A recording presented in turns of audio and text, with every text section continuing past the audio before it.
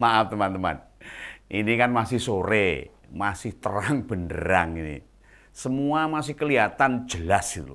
Nah, cuaca kayak gini ini ternyata ini ada yang mimpi, mimpi di siang bolong. Namanya namanya itu sesungguhnya itu eh, Harman Benedictus kabur. Ini gelarnya dokter loh ini, hati-hati dokter ini, wah akademisi ini dokter ini. Tapi kalau saya sebut begitu, panjenengan pasti tidak kenal, tidak tahu, pasti nggak sopo itu orang ngerti itu loh. Nah coba kalau saya sebutkan nama ini mungkin panjenengan mesti kenal. Ini nama yang beken ini. Namanya itu panggilannya Pak Beni Kaharman. Kenal gak? Kenal loh. Ya atau paling enggak itu pernah dengar nama itu. Politisi ini pernah dengar nih. Ini ceritanya Pak Beni ini sedang melambung-lambungkan nama Pak Anies ini. Yang sedang diselimuti isu-isu tidak sedap. Ya sebenarnya sih ini bukan isu. Wong semua jelas kok. Nah, misalnya JIS yang infrastrukturnya itu wow-tautan sehingga penonton konser Dewa pulang dini hari tersiksa. Suruh milih bakal cawapres saja, yo sampai sekarang orang dang-dang ada. Juga belum memilih siapa itu, padahal dikasih hak prerogatif loh sama koalisi perubahan itu loh. Padahal sudah 120 hari sejak dijadikan capresnya Nasdem itu. Wah itu juga itu sodetan Ciliwung dilanjutkan Pak Heru Budi hanya dalam waktu 4 bulan saja. Nah, sedangkan zaman Pak Anies 5 tahun mandegrek berhenti total, ora enek perubahan apa-apa, termasuk hutang 50 miliar pada Pak Sandiaga tidak dikembalikan dan masih banyak yang lainnya. Ya, kalau Om Begawan ini memuji Pak Anies itu hanya satu hal, yaitu dia seorang akademisi. Oh lainnya belas. Nah, maka mari kita lanjutkan ini. Kenapa Pak Karman ini itu memuji-muji Pak Anies itu sebenarnya ada apa ini? Ya aja, mari kita bersama-sama mendengarkan kelanjutan di Ngompol Ngopini Politik saat ini juga. Mari.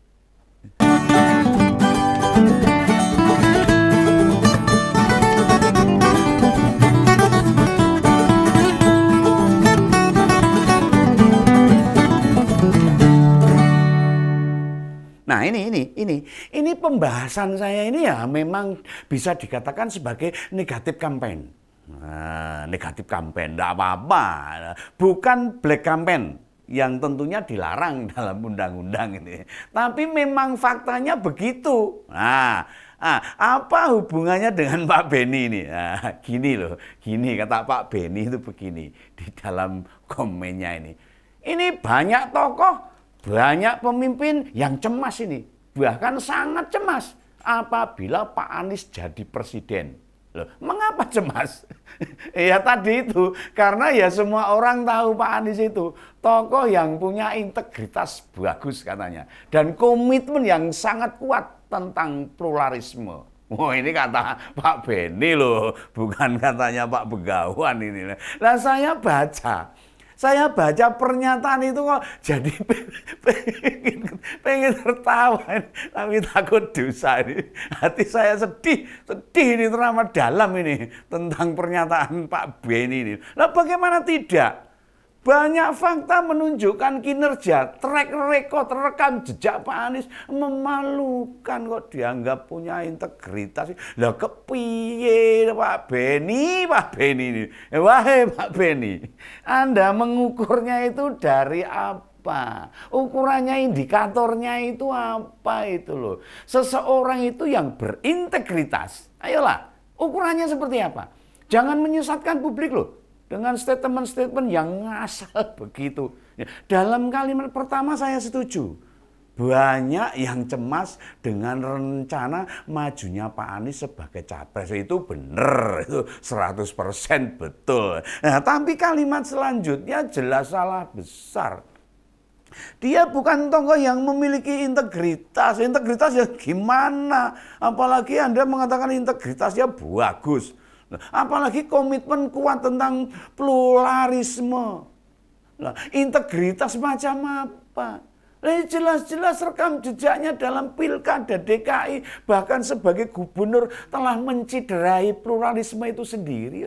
Kenapa Anda bilang komitmen kuat pada pluralisme? Jangan menutup mata atas apa yang terjadi selama 2017 yang lalu. Ayo, jangan menutup mata Pak Beni.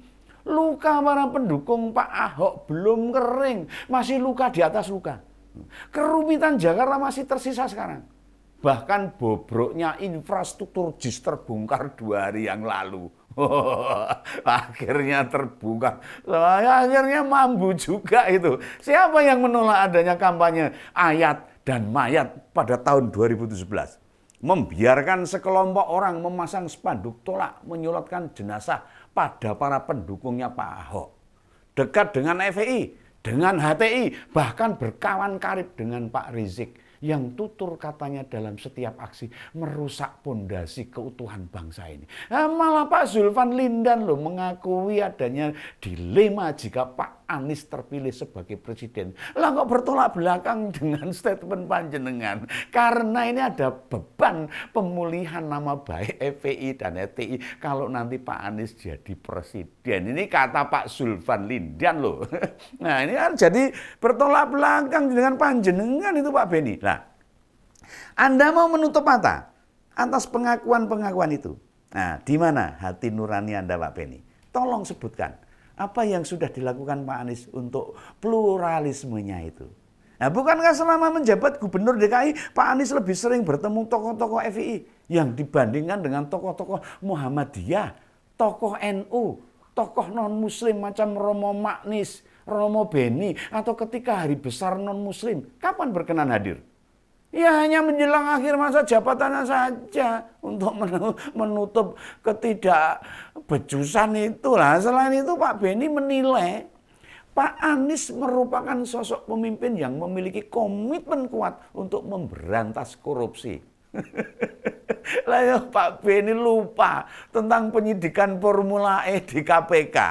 Lah Pak Beni lupa tentang kelebihan bayar di berbagai dinas DKI. Lah Pak Beni lupa juga sudah berapa nyawa melayang gegara sumur resapan yang tidak sesuai standar. Do gejeglong Pak. Terakhir kasus mahasiswa UI tertabrak purnawirawan polisi ya gegara sumur resapan itu. Tidakkah mata Anda terbuka dengan itu semua? Loh, lagi mana nih? Anda juga bilang loh, Pak Anies berkomitmen untuk melawan oligarki yang merusak tatanan negara Indonesia. Apakah Bapak pura-pura lupa? Siapa yang mendanai Formula E? Bapak lupa uang kampanye meminjam siapa? Sampai selesai masa jabatan juga lupa mengembalikan. Oh jangan nanti kemplang loh, bahaya kalau kemplang ini bisa menyebar kemana-mana ini. Malah Pak Sandi kemudian salat istiqorah sehingga mengikhlaskannya. Itu uang 50 miliar Pak, uang yang sangat besar. Dan Pak Anies melupakan begitu saja. 50 miliar loh Pak. Waduh. Belum lagi perjanjian dengan Pak Prabowo yang menyebut Anda tidak akan melawan Pak Prabowo jika dia maju sebagai capres. Oh, ini kata Pak Anies sendiri loh. Ayo Pak Beni, suruh Pak Anies menjawab isu-isu yang muncul deras belakang ini. Ya kemana capres koalisi perubahan itu? Kok yang menjawab berita negatif itu malah parpol pendukungnya? Pak Anies sembunyi di mana nih? Apa takut merasa bersalah? Nah, tidakkah dia tahu informasi yang berseliweran ini ke sana kemari ini? Calon pemimpin apa tidak menjawab tudingan-tudingan? Jawab dengan jantan. Ya, harus dihadapi. Apa yang menjadi tuduhan-tuduhan itu dihadapi dengan jantan. Semua pemberitaan Pak Anies itu harus dibuka sejelas-jelasnya. Ini memang dalam rangka konsentrasi politik untuk mencari calon pemimpin bangsa yang bersih. Tidak memiliki catatan-catatan buruk. Kalau semua itu dianggap hanya angin lalu, lah bagaimana Pak Anies bisa memberikan solusi jika masyarakat menghadapi masalah? Jangan terbiasa lari dari kenyataan. hadapi dan selesaikan. Solusinya apa? Begitu. Ya ini, nah catatan-catatan buruk itu harus dibersihkan terlebih dahulu. Jangan dibiarkan begitu saja. Jika memang salah, ya harus ngaku salah. Dibereskan.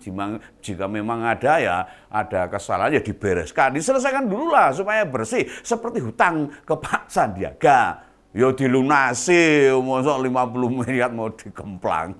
Oh, jangan itu loh. Hutang itu dibawa mati. Nanti ditanya loh sama malaikat nanti besok kalau ada di sana itu. Harus dipertanggungjawabkan di hadapan Tuhan.